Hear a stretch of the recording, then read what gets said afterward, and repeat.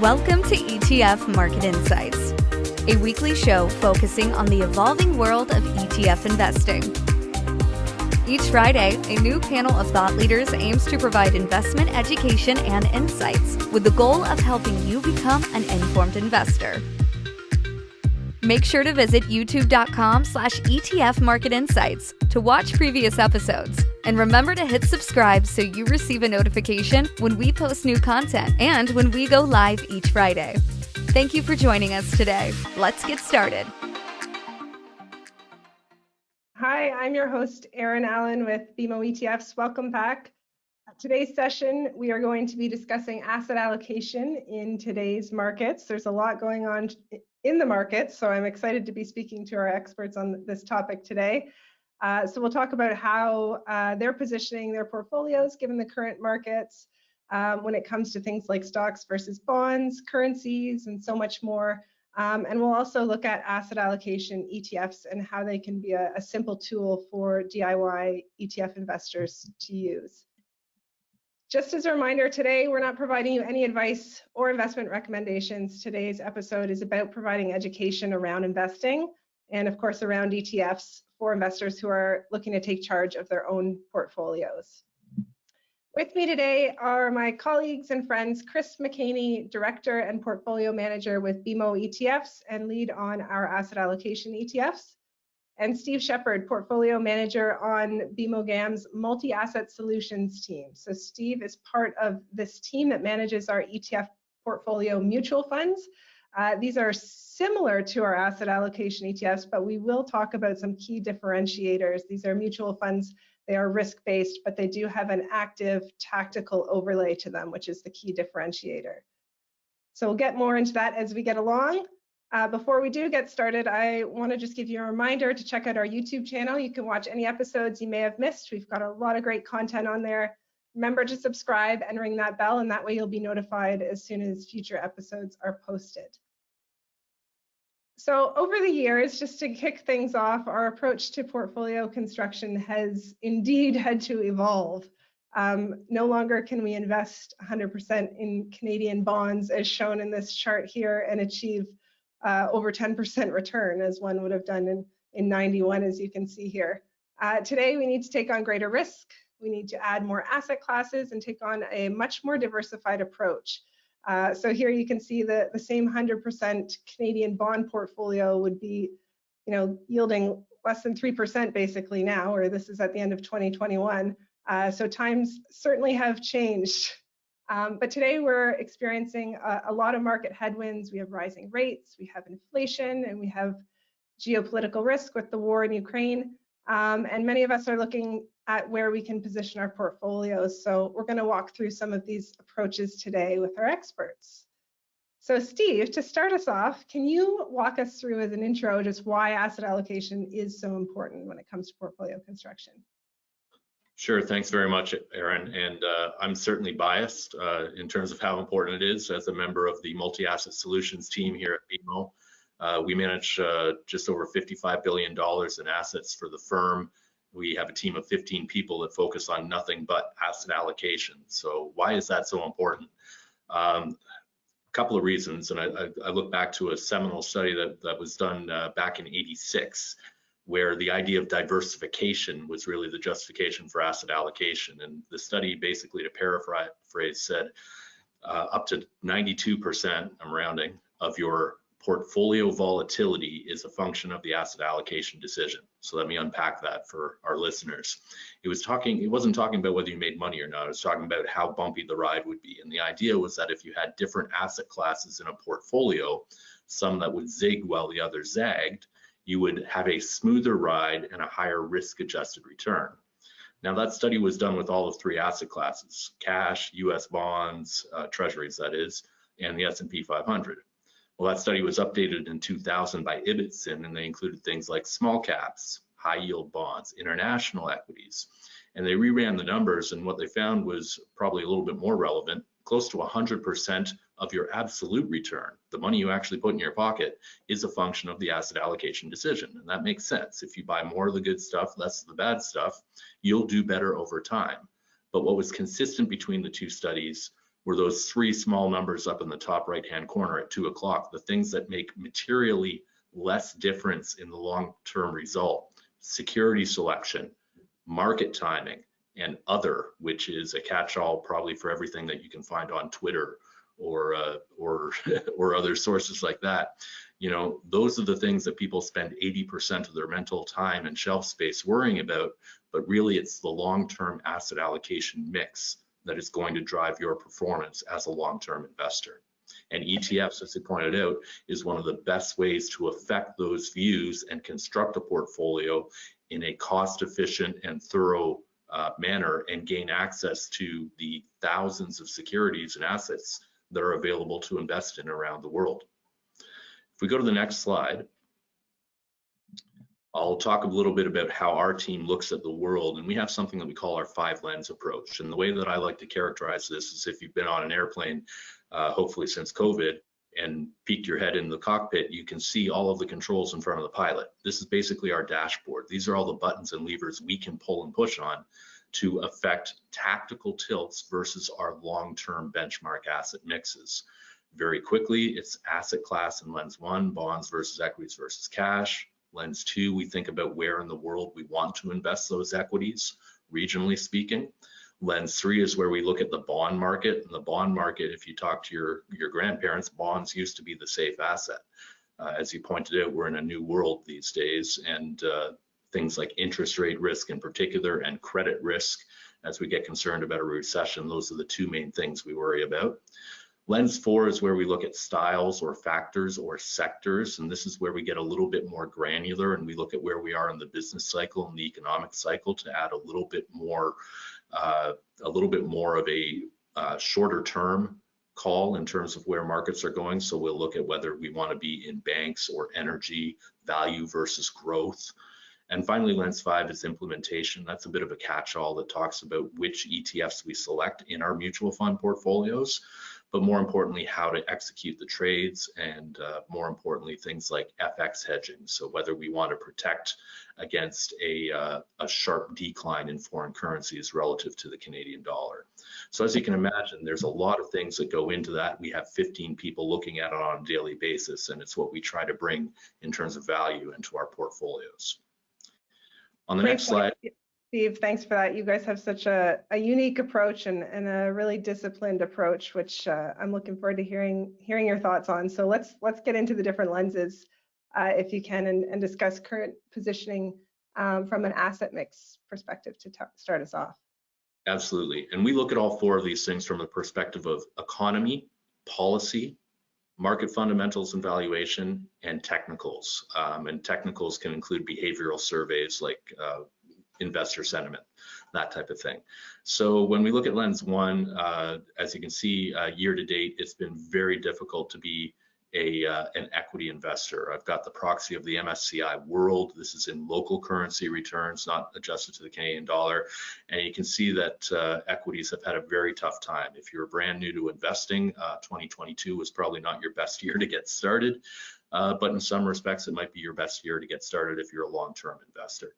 But as you can see, it's been a very difficult run. We have been underweight equities since about June. We were neutral earlier in the year as we were trying to gauge what central bank policy was going to do in terms of slowing things down. The idea that we could kill inflation without a recession was a popular notion. It's not one that we subscribe to particularly anymore. What's been the top performer has basically been cash. So rather than just moving equities to bonds, you can see both have underperformed. We increased our cash earlier in the year, actually in January, and started adding cash into our portfolios because we thought that things were getting a little bit hairy. And certainly with the first rate increases that we've seen in a couple of years and at a faster rate than we've seen in a decade, probably more, has been very damaging to the fixed income market. So we've been on the right side of that lens 1 trade so far. Yeah, we've certainly seen a lot of flows going into the cash alternative type ETFs. So it's definitely a popular trade. Let's look at equities as lens 2. And can you touch on, are there certain geographies that you like and your thoughts around valuations here as well? Sure. Again, and this is a little bit out of date as recently as this week, and I'll give you the updated version. We still like Canada. We moved overweight Canada in probably Q4 of last year, partially because of our view on energy prices, partially because of our view on the relative resilience of the Canadian economy versus the US. And also just the general sector composition as we were getting a little bit more concerned about high technology valuations.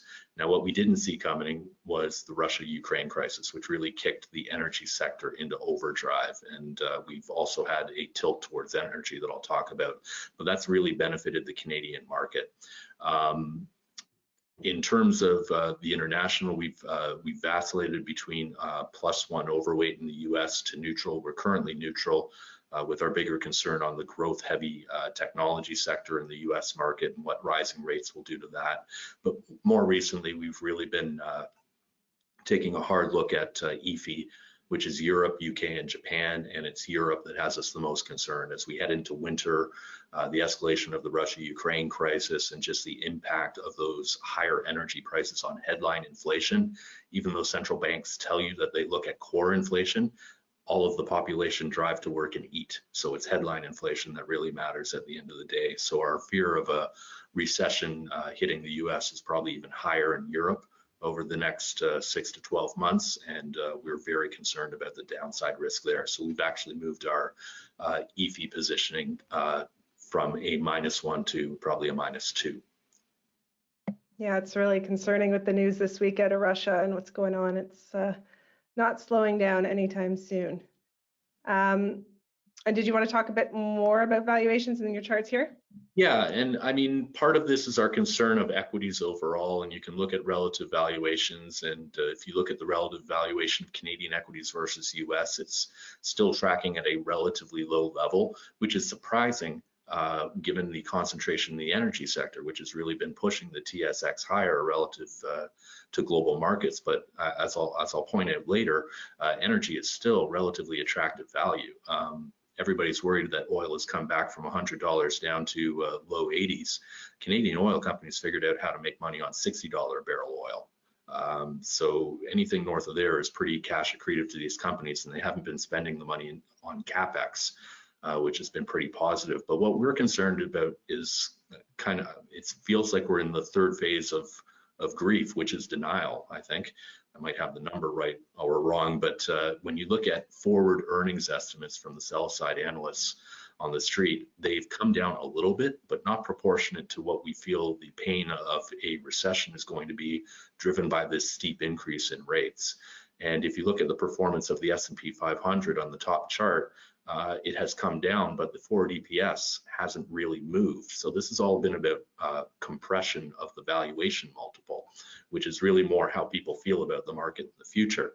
What drives a PE is ultimately the E, and we haven't seen that come down materially. When you look at last quarter, yes, earnings per share growth was positive, but when you take energy out of that mix in the S&P 500, it was actually negative. The other thing we look at is in terms of valuations overall, and why we're still negative equities is that even though we've seen multiples come down from their peak on the S&P 500, they're not at that 11, 12 times, which have typically been the hallmark of a market bottom in equities before a recession, or during a recession, I should say. Okay, interesting points there. And then if we turn to fixed income, of course, we saw rates rising again with the Fed 75 basis point this week. What are your forecasts for fixed income, and are there areas, or what are the segments that you do like in the fixed income market?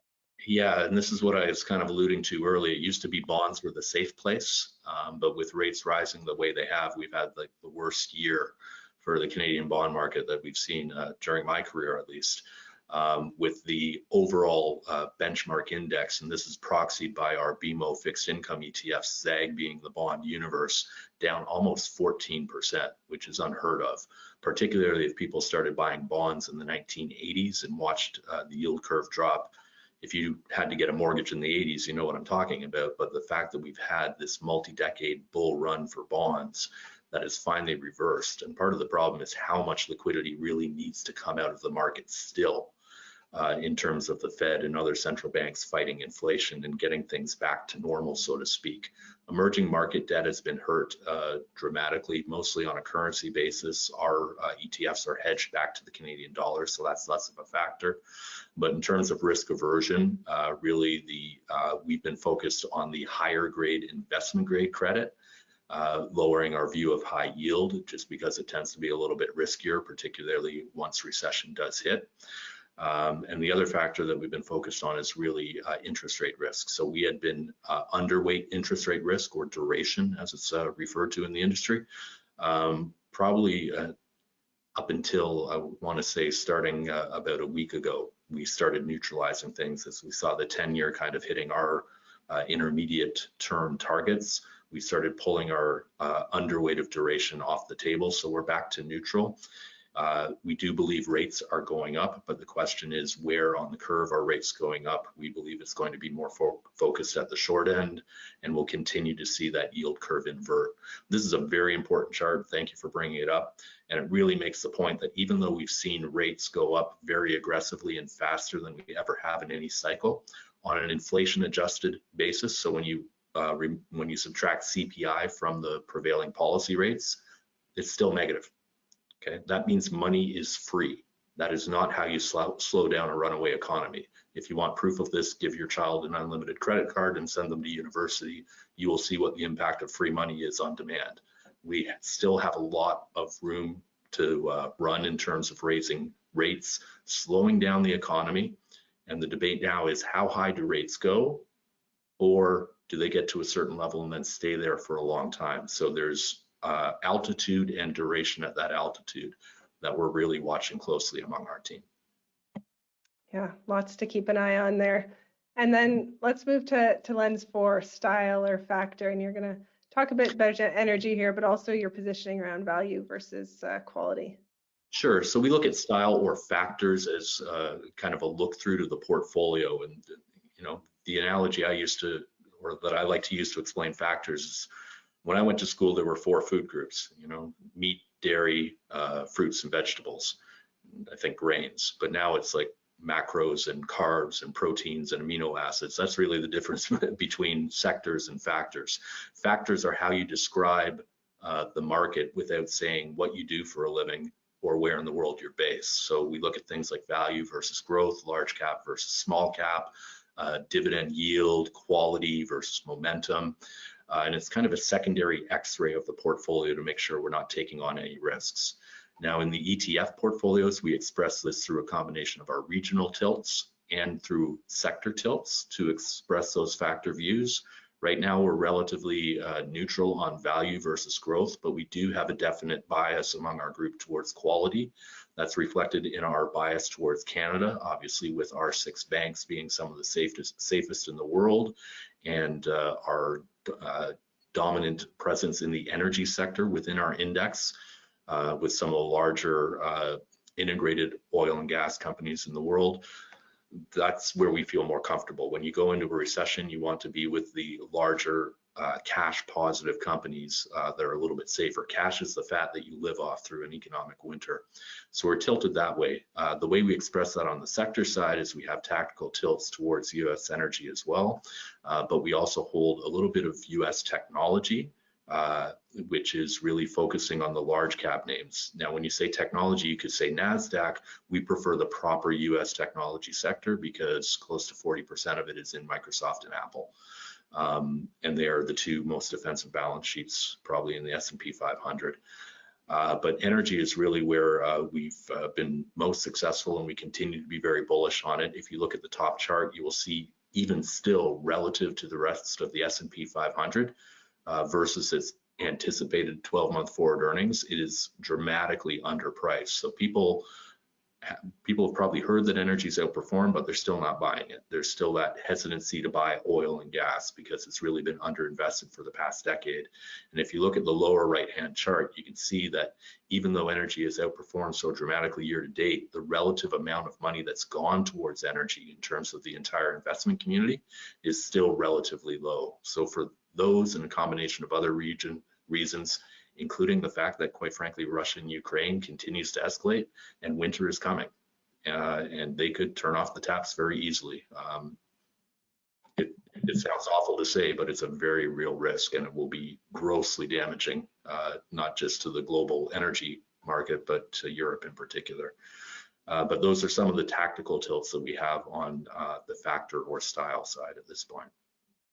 Perfect. Yeah, I think ZEO, the equal weight Canadian oil and gas ETF is a good way to play the energy market right now. If, as you said, you believe there's still room to go. Yeah. And then that's one way to do it. You can also overweight Canada overall using ZCN in your portfolio. Of course, yes. Okay, let's wrap it up with lens 5 here, which is on implementation. And I want to get your thoughts on currency right now. Yeah, currency is, it's really kind of a last decision in our mind. We're never going to make currency the driver of whether we like a country or not. But the reality is that the US dollar versus everything else in the world has been absolutely at all-time highs this year. Canada has been the one currency that's kind of kept pace. We're down a little bit versus it. And when you talk about currency, you can talk about very long-term purchasing power parity, and by that measure, yes, the Canadian dollar is undervalued.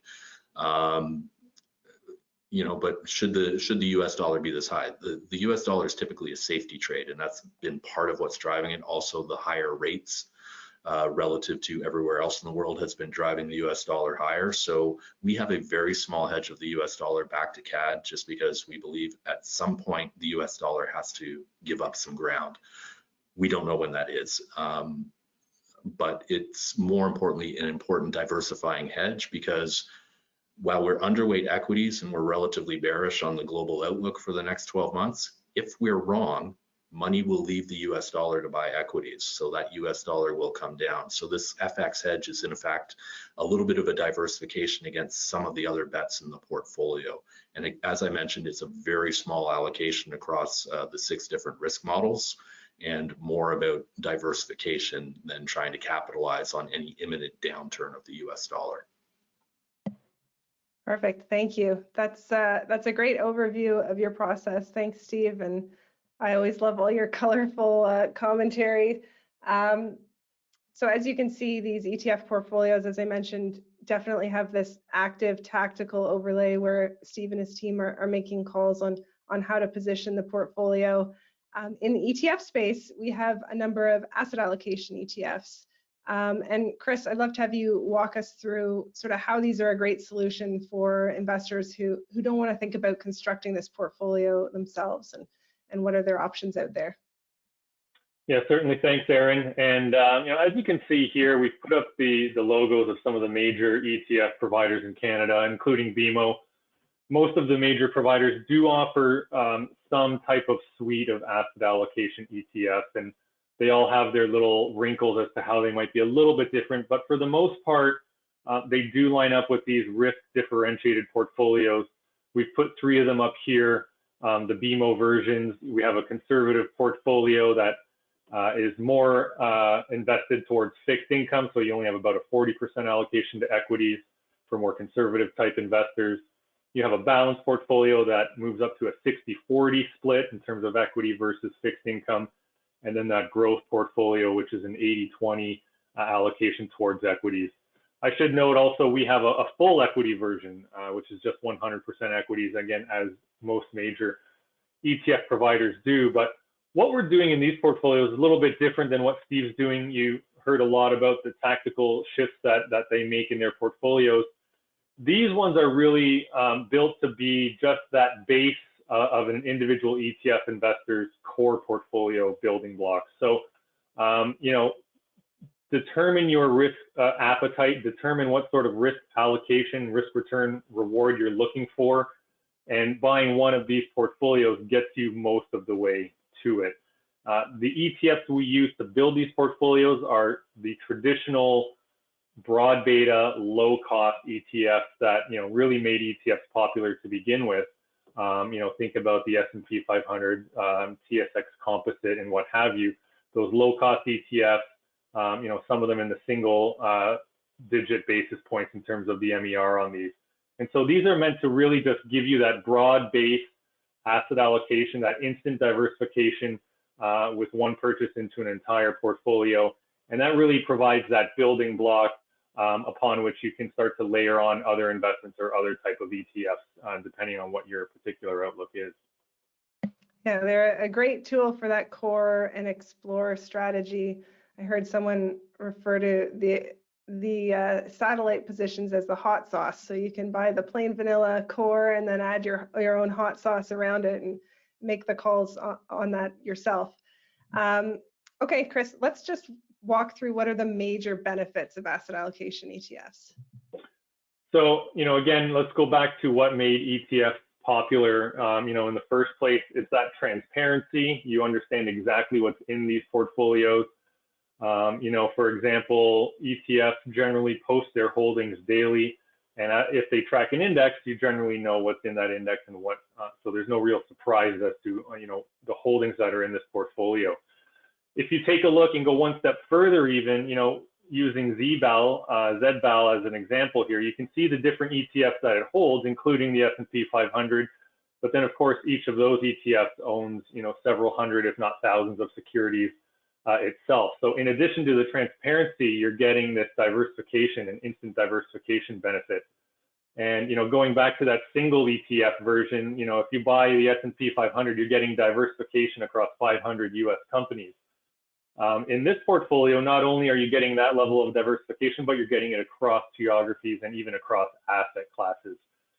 So you can see you have US exposure, you have Canadian equity exposure, international, and then you also have fixed income exposure in here as well. So, adding up those number of holdings within each of those ETFs, you see there's actually over 4,000 different securities an investor can gain exposure to instantly just from making that one purchase into this one ETF. So that level of diversification really has been unprecedented in that ETF format until these asset allocation ETFs became popular with investors. And then lastly, one thing that's pretty important as well is the automatic rebalancing that takes place within that ETF. So, as I introduced them, I said one of them is a 40-60 portfolio, one's a 60-40, one's an 80-20. If you were an investor and just went out and purchased those asset classes individually, you can certainly do that. But with market movements, those allocations are going to start to change, right? And so if equities go on a run, that 60% equity allocation might become 62 or 65, depending how long over time you hold it. That could go up quite high. And what that has an effect of doing is really changing the risk profile of your investments. So it's not just the return that you need, but that risk profile that you're willing to accept in your investments. And so if you're not doing that rebalancing by yourself, or you're holding it outside of one of these asset allocation ETFs, the risk profile of your portfolio can certainly change over time without you even realizing it. So within an asset allocation ETF, the provider would do that rebalancing for you and ensure that that 60-40 portfolio does stay somewhat near that 60-40 allocation and keeps that overall risk control in line. But the other side of it is what we're seeing here on this slide is that not only does it keep your risk in line with what your preference is, but it can also add to your returns. And let's think about that. Why does that make sense? Well, if you commit to reviewing your portfolio on a regular basis, whether that's quarterly, semi-annually, or annually, and you make the trades to tilt that portfolio back to where those target allocations were, you're essentially selling the holdings that went up during that period, and you're buying the holdings that went down during that period to get them back to that neutral allocation. So in effect, what you're doing is, you're implementing that sell high, that buy low and that sell high mentality that all investors, really want to do, but is generally very hard to do for various reasons. And so, what you're going to do by having that auto rebalancing effect is, you're forcing yourself to sell those winners down. You're not selling them completely, you're just selling them down a little bit, essentially taking those profits and funneling them back into those areas that might have gone down a little bit, and in essence, locking in some of that, that profit that you've made. And so by rebalancing on a consistent basis and within the asset allocation ETFs, allowing the provider to do that auto rebalance for you, it's possible to actually capture a higher level of return as well, in addition to maintaining that risk control we were talking about. Great points. Thanks, Chris. That was a perfect explanation. And low cost, all for 18 basis points. You get all of that for 18 basis points as well. Can you walk us through an overview of our solutions? Because we've been building them out over the past few years. Yeah, certainly. And so, I mentioned the conservative balanced growth, those three core ETFs that started the overall suite.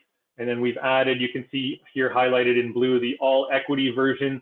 So for those growth oriented investors that really just want exposure to that equity asset class, we have that all equity version as well. So 4 different risk differentiated portfolios that invest in those same underlying stocks and bonds that we were looking at previously. In addition to those 4, for an investor that wants an ESG integration into their portfolio or have that ESG lens into their investments, you can see on the bottom left here, we offer ZESG as the ticker. That is a 60-40 allocation as well. So on a risk level, similar to ZBAL in terms of that 60-40 allocation from equities to fixed income, but the underlying investments within that portfolio are part of the MSCI ESG Leaders suite of ETFs that we also offer on a standalone basis. So the underlying holdings within ZESG, passing that ESG integration screen that we utilize.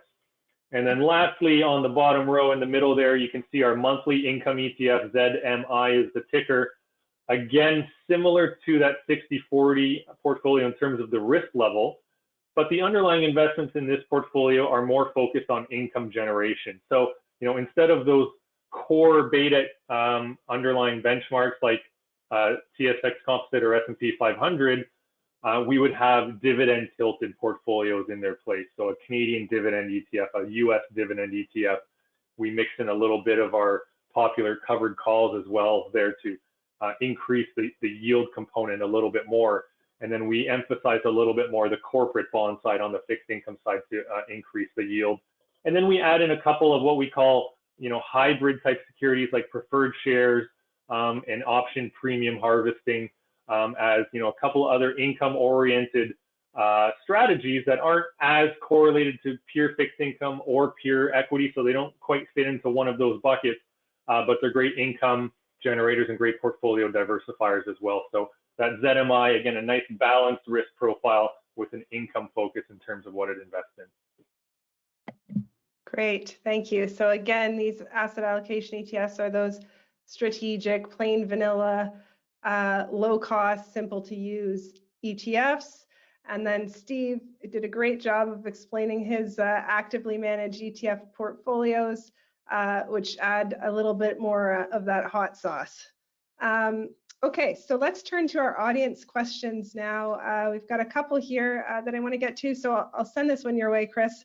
What can we expect from the Fed this week in terms of a rate hike? Is there another increase? If there's another increase, how do you think this will affect equity markets?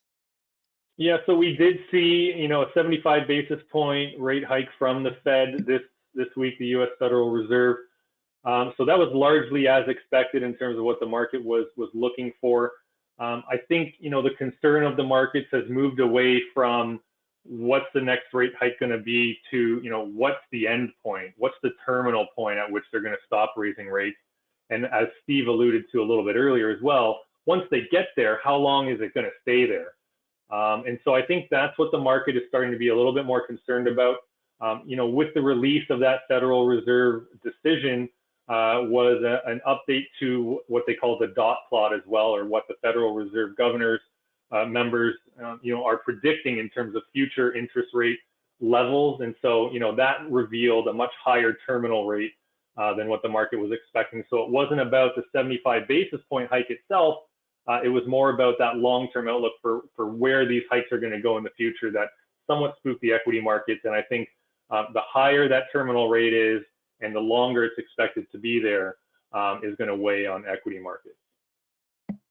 Thank you. Interesting. All right. And then the second question, Chris, is does the Canadian oil industry have a good outlook in the next 6 months in light of the Russia-Ukraine war? Will Canada be exporting internationally to support countries like Germany? I know Steve touched on this, but your thoughts on this? Yeah, certainly. And, I think we would certainly agree with Steve here that energy, overall looking very attractive, particularly from a Canadian producer standpoint. looking at the forward curve for WTI oil, through the end of 2023, it's priced at $75, and the end of 2024, it's priced at $70.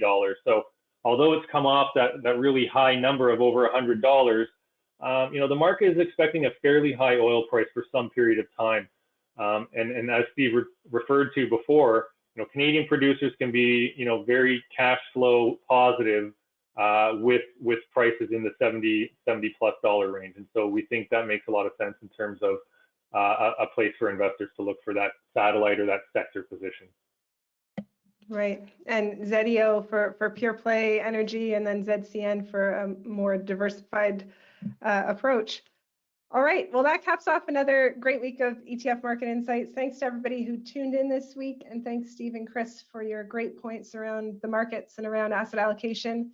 Next Friday, I'll be joined by Jonathan Chevreau, who's author and personal finance expert, as well as the founder of the Findependence Hub, and Mackenzie Box, VP of Product and Strategy at BMO ETFs. And we're going to be walking through the 5 top pitfalls of investing and how you can avoid them. So I hope you'll join us then. Bye for now. Thank you for watching this week's episode of ETF Market Insights. To stream any previous episode of ETF Market Insights series, please visit youtube.com/ETF Market Insights. Remember to hit subscribe and sign up for alerts so you know when we post new content. Also, we invite you to visit our accompanying website for ETF tools, education, and much more at etfmarketinsights.com.